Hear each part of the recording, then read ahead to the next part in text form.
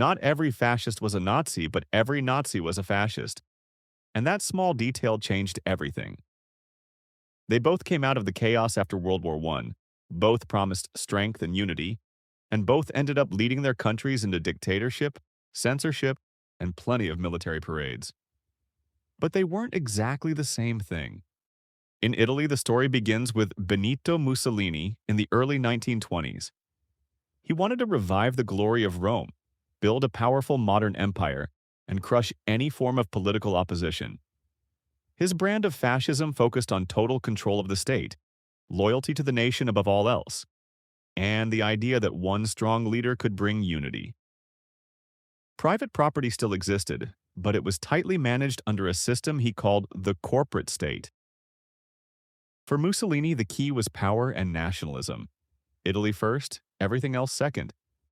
Germany took a different path a decade later. When Adolf Hitler rose to power in 1933, he borrowed Mussolini's fascist model but twisted it into something even darker. Where Mussolini talked about empire and national pride, Hitler centered everything on race. Nazism wasn't just about making Germany powerful again. It was about cleansing the population, creating an Aryan master race and destroying anyone who didn't fit into that vision. Anti-Semitism and racial hatred weren't side notes in Nazism. They were the driving force.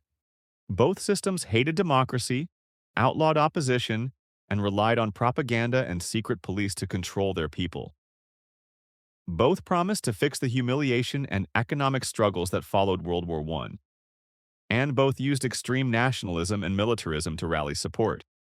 But the difference lies in the obsession.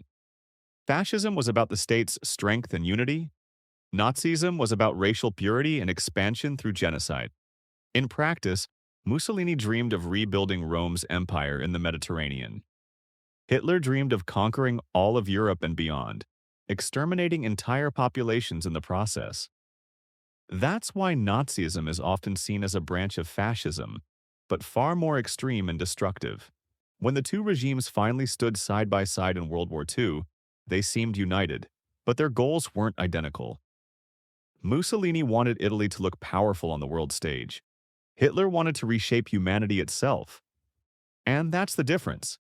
Fascism builds a dictatorship to glorify the nation. Nazism builds one to glorify a race. So while both ended in disaster, one is remembered as the original blueprint for authoritarian nationalism, and the other as the ideology that dragged the world into the deadliest conflict in history.